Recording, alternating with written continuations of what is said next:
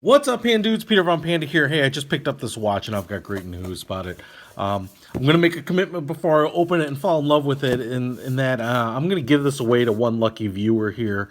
You know, this is an expensive watch. It's a $500 watch, I think. I'm pretty excited about it. Hopefully I don't fall in love and have to clip this out. But if you want to win this watch later in down the road here, I will tell you how to do it at some point during this video as we're taking a look at it. So kind of stay tuned, and maybe you could put this ballast watch on your wrist. So first of all, what we have here is a watch from the Ballast Watch Company, and what they do is they make really two major styles of watches.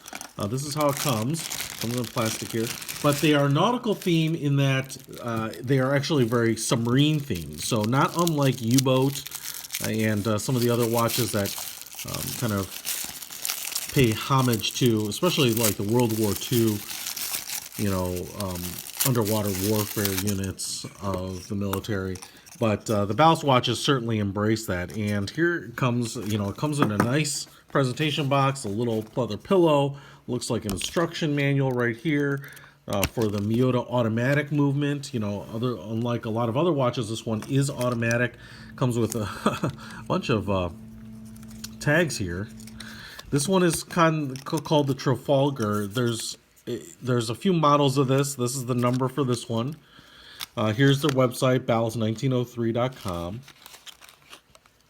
And look at that, the bezel winding direction. I will kind of go into the bezel winding here, because the bezel is a really interesting piece. I think it's actually a piece that makes this watch brand stand out from other automatic watches. And so we're going to take a pretty close look at that. I've been reading up on how that works, so I'm pretty excited to see how that works. But first of all, a meaty watch. As you can see here, a fairly industrial type of design. So if you don't want something fairly big, fairly substantial, fairly mechanical looking, then this ain't the watch for you, man. I do love this style though. You saw my U-boat. There are a number of other watches out there that kind of embrace militaria, and they have kind of a very similar look, but this one is really gorgeous. All right, so let's just kind of take a tour through the watch here quickly.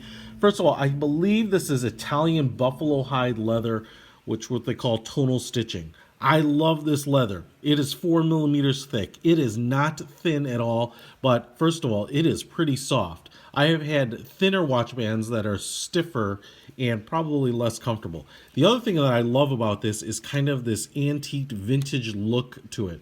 Yes, it's kind of got some blackened edges here, where they kind of do the treatment on the exposed leather pieces. It's kind of visible right here on the retention straps there.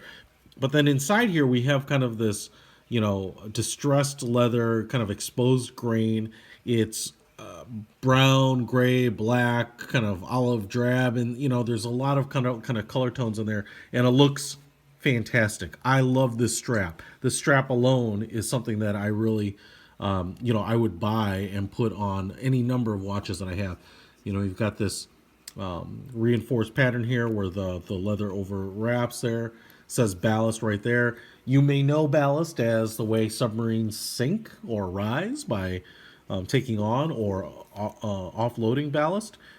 The watch bands also have the quick release spring bars here, so this little lever will kind of compress them. So if you don't like this band, or maybe you do, well, maybe you'll like to change up the style a little bit, you can just quickly install and remove these easy release watch bands just like that. Genuine leather there. Again, this side of the strap is very similar.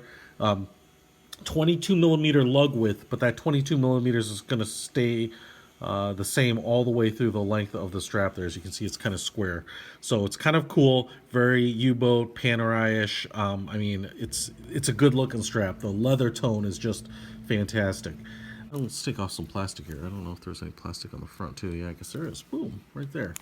And then you can see here, so if we look at that, you can see there, we also have rose gold, I believe it's IP plated stainless steel everywhere. So anywhere you see rose gold, I think it's all stainless steel, but it's, you know, the process they use to plate it is should be very robust. I mean, it looks good. I'm really not even a big rose gold guy. I'm certainly more of a rose gold than a gold guy. You probably have never seen a gold watch on my channel because I don't own any. But I do like a little tasteful rose gold, and to me, it's because a little bit of rose gold kind of looks like copper to me. I just kind of love that steampunk look, and this is really what it looks like. I mean, it's kind of this copper toned, and obviously it's a very wide like Panerai buckle here, very substantial, clearly made with some intention. Stainless steel right there. It says printed on the back. But obviously the thing that sticks out here is that there is a frickin' submarine. Not only, you know, like sandblasted in, but it's a full cut all the way through there. So you have a nice big buckle with the obvious, you know, call out to the submarine community. All right. So that's cool. And, you know, right here, if we take a look there where it says Trafalgar, which I believe is a reference to the Battle of Trafalgar, where something like 25 British Navy ships beat like 33 French ships, if memory serves. You know, so it was a really lopsided battle, but it showed like how badass and capable the Royal Navy was. But we come unseen, I believe, is the motto of the Royal Navy Submarine Service. We come unseen, you know, under the water. You know, death from below kind of a deal. So the cool thing is I love these plates when they're bolted onto the side here. It kind of uses up space on the case, which is generally unused. And so it's just nice because it obviously breaks up a lot of this kind of broad rose gold color right there with black, easy to read Trafalgar plating. You know, I love that. I love when people do that. It's super cool. Stainless steel case. This thing is pretty heavy. It's 46.5 millimeters in diameter and 14.5 millimeters tall. So not a small watch. And I can tell you, man, it doesn't feel like a small watch. You know, it doesn't actually feel like, or to me look like, a 47 millimeter watch though. I mean, maybe I'm just desensitized to it. Look at this. Look how nice that band is, given that how thick the leather is. I mean, it's really quite well broken in, and I don't know, maybe it is truly vintage leather, and so it is nicely broken in. But if you look at this, you know, I don't mind wearing like a 47 millimeter watch. This doesn't really feel like a huge watch to me. You know, it feels smaller than that, despite the fact that this watch has some serious weight to it. You know, I mean, this does not feel like a small watch. Now, a hardened mineral crystal, you know, if this were and it's a flat with a hardness coating, I'm not sure exactly what they do here, but, you know, if this were a sapphire crystal, then it probably would even have more weight. It might almost be uncomfortable, just kind of given the size, but you know, it has weight, but I think it looks great. And to me, it looks more like a 45 millimeter watch. But, you know, what do I know? I just drool over them. You can see here, obviously, rose gold plating on the case itself all the way around. It kind of has a little bit of a brushed finish on the sides. You know, kind of like a vertical brushed finish. Maybe a little tough to see there. The edges here are a little more polished right on this edge here, but then, you know, get brush finish there. So I really like that. You know, it doesn't kind of have a real blingy look. It's a really kind of subtle, and that copper finish is really nice. Then you have this bezel up here. There is like a coin edge that goes all the way around. That looks like it's black plated, and then you have a stainless steel kind of main bezel ring around the crystal, holding the crystal in, and that is just a brushed stainless steel. Inside, you have also like this angle cut rose gold, kind of like an angle cut gear, you know, like in a transmission or something, or a rack and pinion. You know, so you can see there that the cuts are not vertical, they're angled. That tends to be something that you find in a transmission of sorts. I think this is very much, you know, a call out again to the submarine community. I think it looks great. It creates a very deep bezel, but the detail there is just really nice, man. I mean, I dig that because it's really easy to put just nothing there. Just have it a flat wall or maybe a slight beveled angle cut or something like that and print some numbers on it. But to put like machining into that side there is pretty amazing. So I'm pretty stoked about that. And again, just that rose gold coloring on it as well. Now, you look at the dial here, and this is where I'm going to start probably confusing people because there's so much stuff that goes on with this Miyota movement. It's an 82 15 21 jewel. It is modified. You can see there's an exhibition back there, window there, 21 jewels. You can see there, Miyota. This should be a super reliable, kind of bulletproof, automatic movement. You can wear this watch all day long and have it, you know, generate power. It has a 50-hour power reserve, I believe. You can see here it's water resistant to 100 meters. The Ballast logo is kind of, I'm not sure if it's etched. It looks like it's etched on the underside of the crystal here. I'm kind of got it upside down, apparently. There you can see it kind of ghosted in there, which is kind of nice. I don't know the total modified, you know, components of the movement, but I do know that one of the things that makes it really interesting is that obviously as you wear it, you can see the lobe and the cam there will wind up the movement, but you can also turn this bezel counterclockwise when you're using it, and that will also wind up the movement. So it's got a really nice, there are clicks there, but they're not super distinct. They don't really impede you like they do on some divers watches, like a click, click, click, click, click. This is a little smoother. You can feel the clicking as you kind of click through each minute, but it's a little smoother and gives you the ability to kind of turn it and wind it without, you know, as much resistance. Now, the counterclockwise movement here will wind that movement, which is something I've never seen done before. I believe it's a patent pending feature from Ballast, and that's just one of the nice things because you'll notice that it doesn't have a typical crown. You have actually like this canteen lock. Very common on the U-boats, and it's something I really associated with U-boats. I've seen them on other watches too. You get this industrial style, you know, everything from my U.S. Polo Association watch had something like this. But this canteen lock is 10 individual pieces. There is nothing kind of simple about it, right? You've got this, looks like, you know, an anodized arm here. You've got a couple of bolts holding it on, a rose gold collar right here. That holds the canteen cap on, nice knurled edges. This looks like stainless steel. It's just a nice it's a nice tasteful mesh of different materials and different colors. But under here is where you have your pusher, essentially.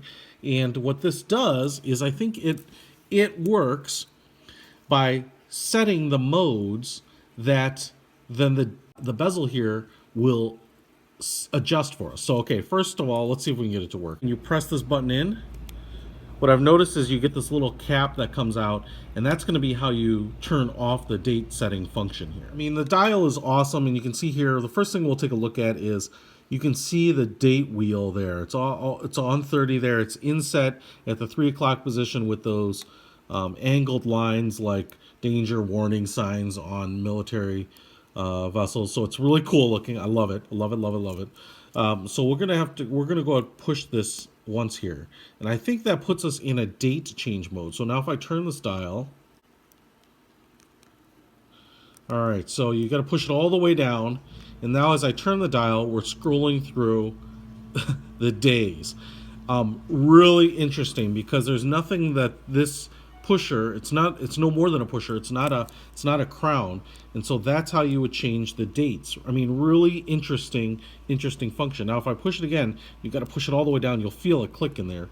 Now I think we're in the time mode setting. So now if I turn this, you can see we've got kind of hypersensitivity to the minute hand, and so I can scroll this through to the minute hand. Now if I turn it the other way, we can actually reverse it. So, you know, if you're spring forward or fall back, you don't have to scroll through all 24 hours, but you can absolutely kind of go through and get a very precise time setting there. But just an interesting way to set the time on this. So now that we're done setting the date and the time, if I press this little cap that popped out here, just like that, now the bezel is kind of deactivated. It's just working counterclockwise as a winding mechanism, and then I can screw the cap down here. Pretty nifty, pretty nifty. Let's take a look at the dial itself. So we kind of saw some of the features there already, but it's a really nifty looking dial with the date window there open. You can see all the numbers, but obviously it's highlighting the date. The hands here are kind of squared, like, you know, military gauges, like aviation gauges, maybe a little bit, kind of like a dive meter. So they're also rose gold plated. Looks like they're filled with a little lume. The noon, the 12 and the 6 here are also rose gold plated. You know, again, I like that they have kind of a line down the center portion of the number to give it a little bit of that kind of military, you know, spray painted look. You know, the ballast name itself also has those cuts where it's like a, you know, it's like you know, spray paint. It's like when you have to mark a bunch of stuff on the side using stencils. So the dial itself has kind of this multi-level thing going on, which I think looks great, right? So there's this kind of main level with the black dial, and then right below it, it looks like there's another kind of a backing to it where it has the lume for the hours and the minutes. Lume-like backing is super freaking bright, which is probably what you'd expect, but it is really, really bright. It's super easy to read. After being exposed to light for just a little while, it definitely glows very, very bright. Might be a little hard to see there, but if I kind of take an extreme angle here, you can see kind of those hour markers, and even the backing for the Ballast logo there all look to be sunk in just a little bit. So a lot of detail there. You know, it's probably most obvious right there on the Ballast logo, but just really nice. And then even the 12 and the 6 there are, you know, clearly applied. They kind of rise up from the main dial just a little bit. Just really, really super cool. And then on this other cutout ring, this kind of outer concentric ring, it has a little bit of a textured, like a pebbled texture to it. And then you can see on the second hand there, while it's painted flat black like the dial, it does have a little bit of a red tip on it, so it's easy to track as it's going around. Seems very precise. Looks like it's keeping good time. Just gorgeous. Really, really a good looking watch. Now, all right, guys, I really like this Ballast watch. You know, there's no doubt in my mind that $500 for this thing is, I think, a reasonable deal. Like, a lot of people will tell me that, oh, that watch is quartz and it's not worth $800 that you paid for it. Well, I think this is a relatively good value watch for just a lot of features. You know, a really robust nice watch, a pretty good deal. You know, kind of a lot of the style from a U-boat, but that's going to cost you $5 to $10 grand to pick up a U-boat watch these days. So you get a lot of the style, but you get it in a really well-built watch. And for some of you that really like automatics too, I mean, I think the Miyota movements have proven themselves. I've had a number of watches with Miyota movements, never had problems with them. They are just rock solid, bulletproof watches. Now, like I said, I want to give this watch away. You know, to be honest, I'll be straight up with you. I don't want to give this watch away. I want to just put it in my watch box, but I'm going to give it away because that's what I'm kind of trying to do a little bit more of. So the thing is here, this is going to be a little different. I'm going to tell you how to win this watch, and because this watch is kind of the start of a number of watches that are going to maybe be in the higher price point here, we're going to make the giveaways just a little bit more cumbersome, but I think they're worth it. So instead of liking, subscribing, commenting, I still want you to do that. Like this video, subscribe to my channel, comment below. I'd love to hear what your thoughts are. But the next additional step for you is that you're going to have to share it. So sharing this video is what's going to get you entered. I want you to share this on Facebook. So if you just click below the share button, Facebook, share it to your page, and then tag me in it. That's how I'll know you shared it. Tag Peter Von Panda. So you can do that with the @Peter space Von space Panda, or you know, you can hit the tag button and just tag Peter Von Panda, Peter space Von space Panda. That will alert my Facebook page that you shared it, and then we will pick a winner from those shares. I'm going to give you some time to do this. We're going to pick it on May 6th, 2017. That is a Saturday. So go ahead and share it as much as you like. Share this video, tag me, Peter Von Panda, and then on May 6th, I will pick one of those random shares. Now, I'm not going to restrict this to unique sharers. Every share that you make on this will get you a chance to be given this watch. I only have one to give away, but on May 6th, we're going to make someone's wrist much less lonely. So like, subscribe, and share this on Facebook, and tag Peter Von Panda. If you don't tag me, I'm not going to know. It's just how it is. I may be great, but I'm not like psychic.